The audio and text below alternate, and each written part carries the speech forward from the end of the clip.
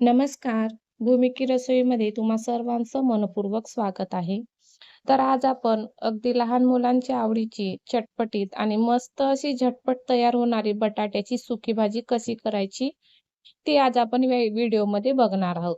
आता बटाट्याची भाजी म्हटलं तर बटाटे उकडा, त्यापासून भाजी करा किंवा त्यापासून भरीत करा. या सर्व प्रोसेस खूप जास्त लांबणीवर जातात आणि सकाळच्या घाई-गडबडीमध्ये आपल्याजवळ तितका वेळ नसतो. तर त्याकरिताच आपण अजिबात कुकरला न शिजवता बटाट्याची झटपट भाजी कशी करायची ते बघूया. तर त्यासाठी इथं मी 2 मोठ्या साइजचे बटाटे अशा पातळ फोडीमध्ये आपण कट करून घेणार आहोत, जेणेकरून बटाटे शिजायला आपल्याला अजिबात वेळ लागणार नाही.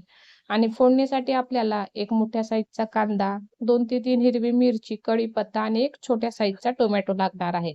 आता लगेचच एका कढईमध्ये जवळपास अर्धा ते पाऊण वाटी तेल टाकूया.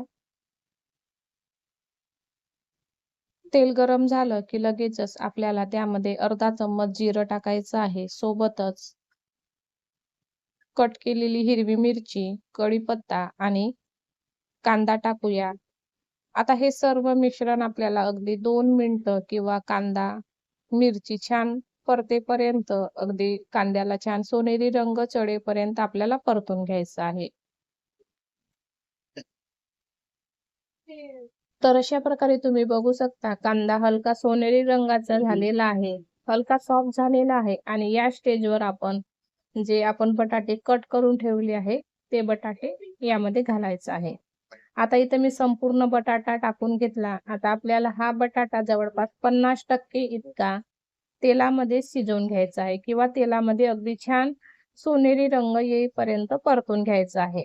तर अशा प्रकारे आपण संपूर्ण बटाटा अगदी मंद आचेवर आपल्याला तेलामध्ये बटाटे परतून घेऊया. कारण बटाटे असे कढईला पटकन चिकटतात. त्यामुळे अगदी मंद आचेवर आपल्याला बटाटे तेलामध्ये छान परतून घ्यायचा आहे. आता तुम्ही बघू शकता बटाट्याला हलका रंग चढलेला आहे. अगदी सोनेरी रंग होत आलेला आहे आणि जोपर्यंत बटाटा छान अगदी सोनेरी रंग होत नाही किंवा बटाटा अगदी 50 ते 60% शिजत नाही, तोपर्यंत आपल्याला तेलामध्ये बटाटा अगदी मीडियम आचेवर परतत राहायचा आहे. आता या स्टेजवर आपण काही बेसिक मसाले घालणार आहोत, कारण बटाटा आपला अगदी छान सोनेरी रंग होईपर्यंत परतून झालेला आहे.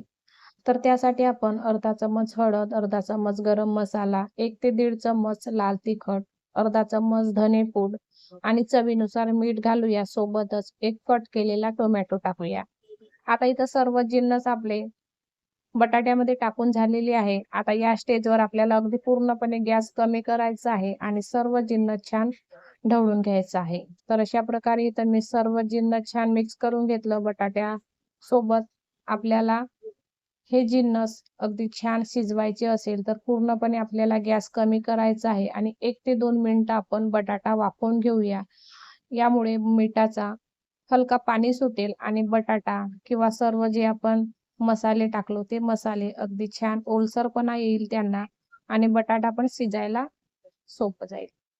तर अशा प्रकारे आपण बटाट्याच्या भाजीला जवळपास पुन्हा 2 ते 3 मिनिटं शिजवून घेऊया. अगदी मंद आचेवर मी ही भाजी शिजवत आहे, कारण आपण यामध्ये अजिबात पाण्याचा वापर नाही केलेला आहे.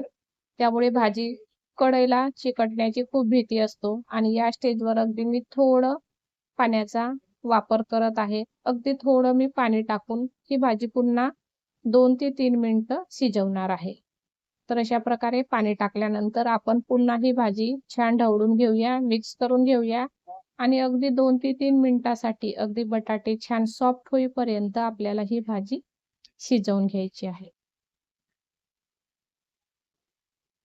चला तर मग अगदी 2 ते 3 मिनिटं भाजी पुन्हा शिजवून घेऊया.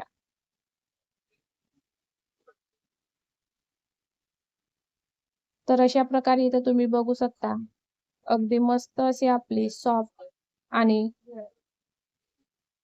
झटपट अशी बटाट्याची भाजी तयार झालेली आहे. खायला इतकी भन्नाट लागते आणि ही भाजी इतकी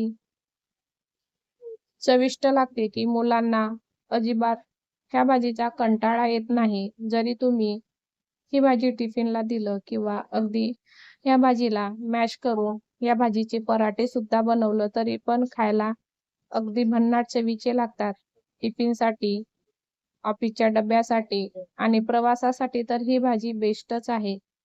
तर अशा प्रकारे अगदी झटपट आणि मस्त अशी अजिबात वेळ न लागणारी बटाट्याची सुकी भाजी करायला इतकी सोपी आहे आणि खायला तर भन्नाट चवीची आहे. एकदा नक्की ट्राय करून बघा आणि आवडल्यास मला कमेंट करून नक्की सांगा. तर अशा प्रकारे तुम्ही बघू शकता अगदी मस्त अशी आपली सॉफ्ट मऊसूत अशी बटाट्याची सुकी भाजी तयार आहे. तर व्हिडिओ कसा वाटला मला ते कमेंट करून नक्की सांगा. आवडल्यास लाईक करा, शेअर करा आणि चॅनलवर नवीन असाल तर सबस्क्राईब करा. चला तर मग पुन्हा भेटूया अशाच एका नवीन आणि मस्त अशा झटपट रेसिपी सोबत. तोपर्यंत धन्यवाद.